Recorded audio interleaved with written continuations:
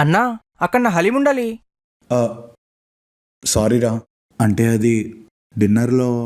అదేంటన్నా లంచ్లో కూడా అదే తిన్నావు కదా. బ్రేక్ఫాస్ట్లో కూడా అదే తిన్నా. నేనంటే ఫాస్టింగ్ ఉంటున్నా, అది బ్రేక్ చేయడానికి ఇన్స్టెంట్ ఎనర్జీ కోసం తింటున్నా.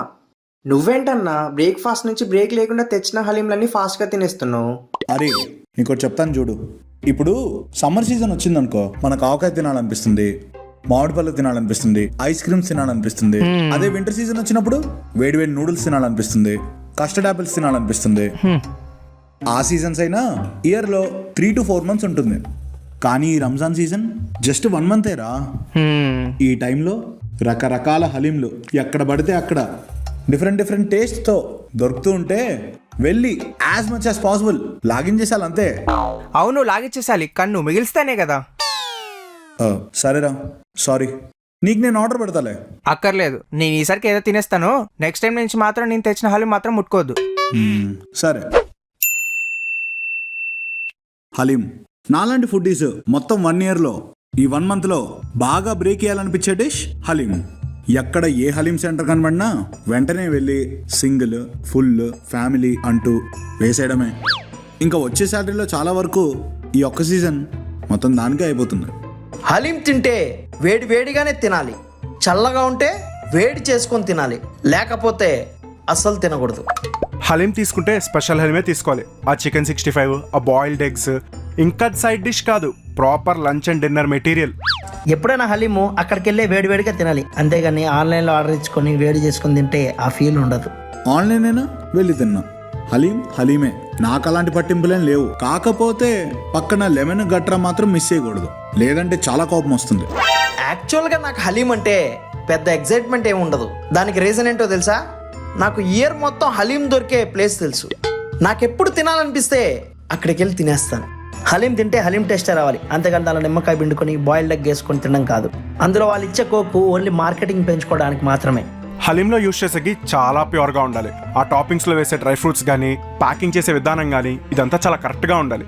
ఏది తేడా కొట్టినా నాకు ఫస్ట్ స్పూన్కే తెలిసిపోద్ది, అంత ఎక్స్పీరియన్స్ ఉంది నాకు.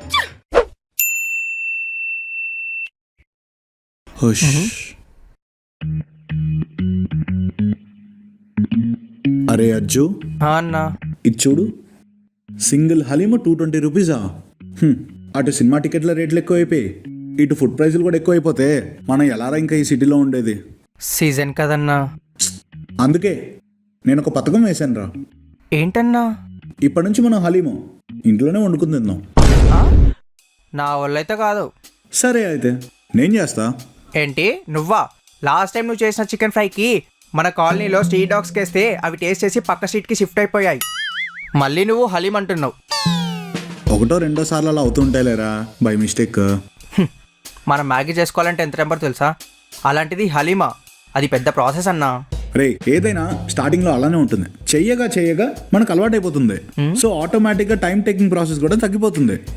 అరే, బై గాడ్స్ గ్రేస్ ఒకవేళ నిజంగా మన చేతుల్లో హలీం అద్దిరిపోయేలా కుక్ అయింది అనుకో, అప్పుడు నేను దీనికి ఒక హోటల్ లాగా పెట్టి అది by next year full popular అయిపోయి మొత్తం సిటీలో ది బెస్ట్ హలీంగా మన సెంటర్ డిక్లేర్ అయితే అప్పుడే అక్కడి వరకు వెళ్ళిపోయావా? సరే, నువ్వు ముందు షాప్ దాకా వెళ్ళి కావాల్సినవి పట్టుకురా. హలీం చేయడానికా లేదా నువ్వు చేసిన హలీం తిన్నాక ట్రీట్మెంట్కా?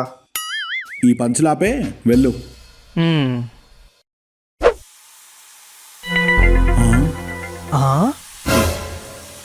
ఏంటన్నది అలా అయింది? అదే అర్థం కావట్లేదురా. మరి ఇప్పుడు ఏం చేద్దామంటావు? మేబీ చూడ్డానికి ఇలా ఉందేమోరా, తింటే బాగానే ఉంటుందేమో. ట్రై చేస్తావా? నువ్వు ట్రై చేయకుండా నువ్వు ట్రై చేస్తావని నన్ను అడుగుతున్నావు చూడు, అక్కడే అర్థమవుతుంది. అంటే ఇప్పుడు ఏం చేద్దాం రా? ఇంకేముంది, ఇప్పుడైతే ఇది బయటపడేద్దాం, ఏదైనా ఆర్డర్ పెడతా. సరే. నీకు తినాలనిపిస్తే మా ఇంటికి వెళ్ళి హోమ్ మేడ్ హలీం తినిపిస్తా అన్నా, కానీ నువ్వు మాత్రం కిచెన్లోకి రాకన్నా. ఐ విల్ ట్రై రా.